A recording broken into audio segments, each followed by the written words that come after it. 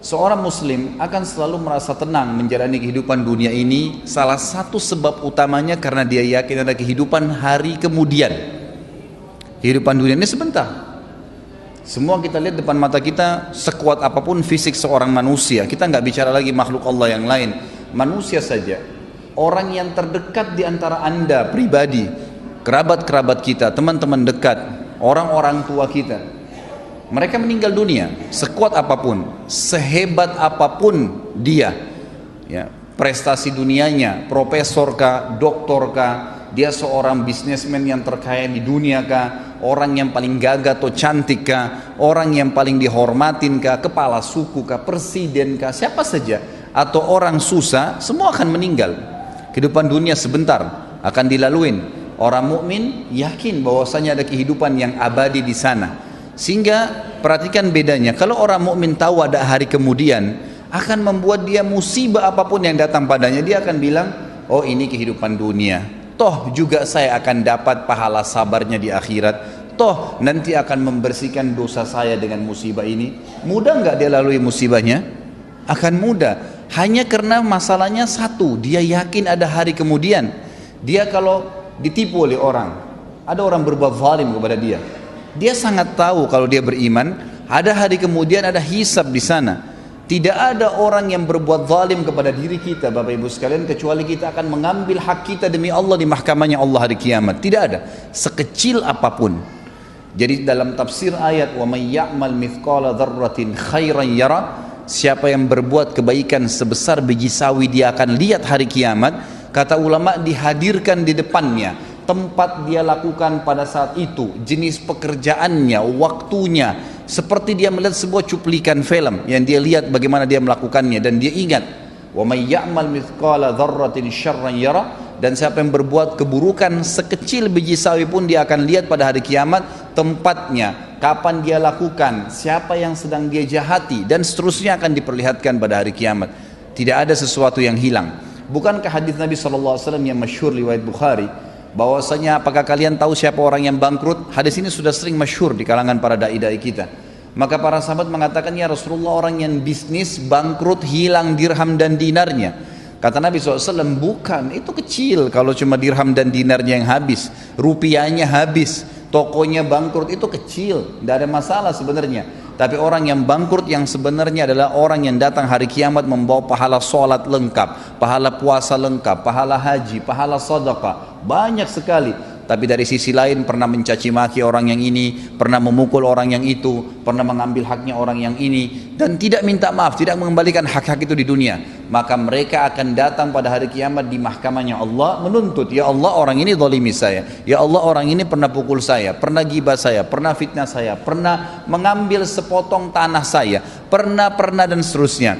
Lalu diambillah dari pahala dia, dibagi-bagikan kepada orang-orang yang sedang menuntut. Kalaupun sudah habis pahalanya dan masih banyak yang datang menuntut, kata Nabi SAW, diambil dosa-dosanya orang yang menuntut, ditimpakan kepada dia. Maka jadilah dia orang yang bangkrut sebenarnya. Pahalanya semua habis, ditambah lagi ditimpakan kepadanya dosa-dosanya orang yang akan menyebabkan dia menanggung hukumannya, gitu kan? Maka dia dilemparkan, kata Nabi SAW, ke dalam api neraka lebih jauh daripada jarak timur dan barat. Perhatikan kalau orang beriman membaca hadis ini, kira-kira apa yang membuat dia khawatir kalau dia terzalimi di dunia? Tidak ada sesuatu. Kalau kita tidak bisa mengambil hak kita di dunia, kita akan panen dalam bentuk pahala pada hari kiamat, akan melahirkan ketenangan jiwa. Kita akan tenang, ternyata tidak ada yang hilang tuh. Sendal kita yang pernah diambil, HP kita yang pernah dicuri, kunci mobil kita yang pernah hilang, mobilnya pernah hilang, pernah dibuat apa sajalah kezaliman orang lakukan. Tidak ada yang akan selamat pada hari kiamat. Allah Subhanahu wa taala akan datang dan menghakimi semua hambanya. Sampai kata Nabi SAW di dalam hadis yang sahih, kalian akan berbicara dengan Tuhan kalian tanpa ada penterjemah di antara kalian pada hari kiamat, dan Allah akan menghakimi semua hamba-hambanya pada hari itu. Semuanya, tidak terkecuali, tidak ada yang bisa lolos pada saat itu. Beriman pada hari kiamat, hari kemudian memberikan ketenangan jiwa. Seorang muslim tahu, orang mukmin tahu, pada saat dia lahir, saya nggak bicara kalau anda sehat kemudian tiba-tiba anda stroke, itu ringan. Bagaimana dengan orang yang baru lahir tiba-tiba sudah cacat? udah buta matanya, udah nggak bisa jalan. Apa kira-kira yang bisa menghibur dia coba? Kalau anda sebutkan apa yang saya sebutkan sekarang tentang masalah, tanamkan dalam hatinya adanya hari kiamat dan semua cacat fisik di dunia ini tidak akan dibawa di akhirat. Tidak akan dibawa di akhirat. Karena fisik yang kita pakai sekarang hanya sebatas di dunia. Hanya sebatas di dunia. Hadis Nabi SAW riwayat Bukhari yang berbunyi, kata Nabi SAW, jasad kalian akan dimakan oleh tanah. Ya, kecuali tulang ekor kalian yang darinya Allah akan membangkitkan kalian pada hari kiamat. Ya, akan dibangkitkan. Allah akan turunkan hujan yang akan menetesi setiap tulang ekor tersebut dan akhirnya kalian tumbuh seperti tumbuhnya tanaman dan Allah membuatkan fisik yang baru. Fisik yang baru. Apa kata Nabi SAW? Semua laki-laki Allah akan berikan fisik seperti ayahnya Adam, 60 siku ke langit. Jadi fisik yang kita pakai sekarang ini cuma sebentar di dunia. Mau cacat, mau sempurna, mau gagah, mau cantik, itu sebentar duniawi. Di akhirat kita akan punya fisik baru. Posternya semua laki-laki seperti Nabi Adam, 60 siku ke langit artinya 27,5 meter. Dan semua perempuan 40 siku ke langit artinya 17,5 meter. Semua sama. Yang kafir dan beriman akan sama fisiknya. Akan diberikan fisik yang baru oleh Allah Subhanahu wa ta'ala. Kira-kira terhibur nggak orang yang bangun lahir dalam keadaan stroke atau lahir dalam keadaan cacat kalau kita mengatakan ini cuma di dunia, atau dia mengatakan oh ini cuma di dunia saya laluin, pada saat saya meninggal setiap detik bisa datang malaikat maut, maka saya akan meninggalkan jasad ini dan saya akan mendapatkan jasad yang baru. Nggak ada masalah bagi dia. Beriman kepada hari kiamat itu akan mendatangkan ketenangan jiwa bagi seseorang. Juga dari sisi yang lain, dia tidak akan bergantung dengan dunia. Dia akan meninggalkan dunia ini, dia jadikan dunia ini di belakangnya. Ulama sudah sepakat mengatakan, siapa yang mendahulukan akhirat dalam kehidupannya, maka dunianya akan ikut. Dan siapa yang mendahulukan dunianya, maka akhiratnya akan luput. Hilang akhirat itu, tidak bisa. Coba anda fokus ke masalah akhirat, azan, sholat. Waktunya puasa, puasa. Waktunya baca Al-Quran, baca Al-Quran. Berzikir, berzikir. Pokoknya ibadah. Waktunya sedekah, ya bersedekah. Semuanya dahulukan masalah akhirat. Maka dunia kita akan datang dengan sendirinya. Dimudahkan oleh Allah Subhanahu wa ta'ala. Dimudahkan dengan sangat mudah. Allah Subhanahu wa ta'ala datangkan dari belakang dia.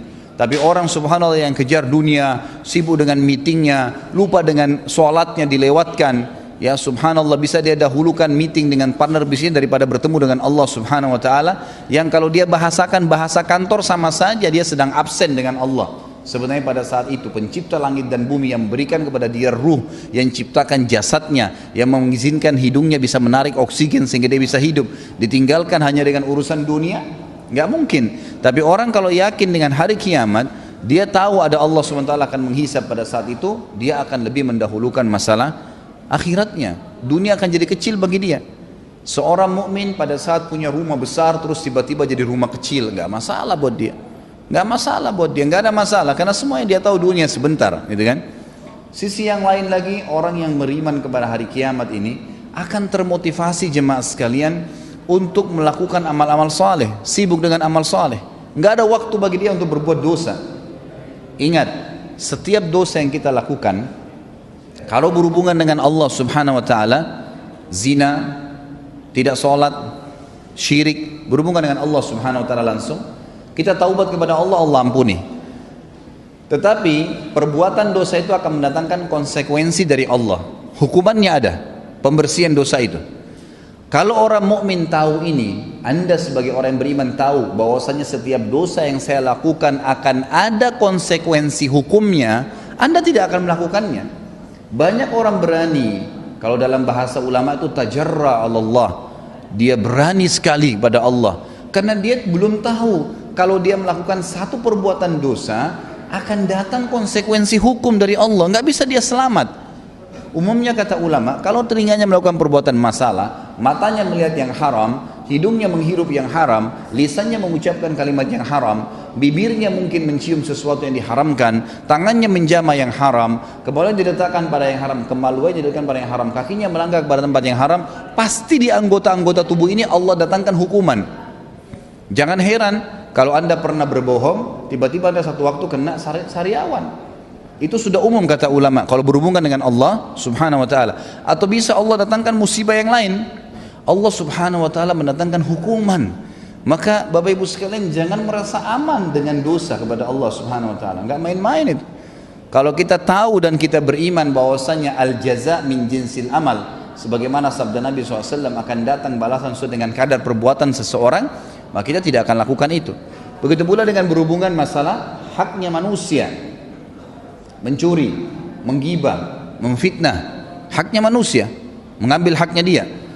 Kalau kita tidak kembalikan, mungkin karena kita anggap kita orang hebat, punya strategi, punya cara untuk menipu orang, atau punya ilmu, atau punya kedudukan, lalu kemudian kita menindas orang lain, orang itu tidak bisa menuntut. Nggak ada yang selamat dari mahkamah Allah SWT. Perhatikan kata ulama, hari ini Anda menipu, besok pasti Anda ditipu, pasti. Hari ini Anda berbohong, besok Anda akan dibohongi. Hari ini Anda menggunjing, lusa dan kapanpun waktunya Anda akan digunjing dengan orang. Balasan akan datang sesuai dengan kadar perbuatan. Itu di dunia ya, belum akhirat. Kalau dia tidak taubat akan datang hukuman yang berat di hari kiamat nanti. Kalau kita tahu dan sadar bahwasanya ada hisab hari kiamat, kita akan lebih hati-hati, tidak akan mudah untuk melakukan perbuatan dosa, karena berat di dunia, berat juga di akhirat nanti.